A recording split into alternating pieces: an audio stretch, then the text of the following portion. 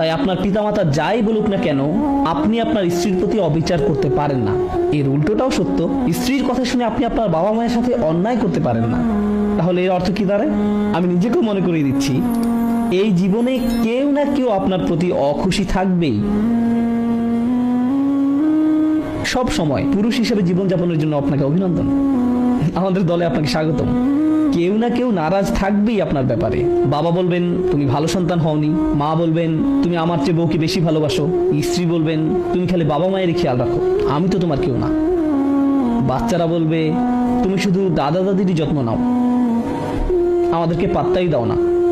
আবার বাবা মা বলবে তুমি শুধু বাচ্চাদেরকে নিয়েই পড়ে থাকো, আমরা তো এখন আবর্জনা। সবাই ভাববে যে আপনি কিছুই করেন না, আপনি পুরোই অকর্মা। হয়তো কেবল জানাজাতে আপনার ব্যাপারে ভালো কিছু বলা হবে।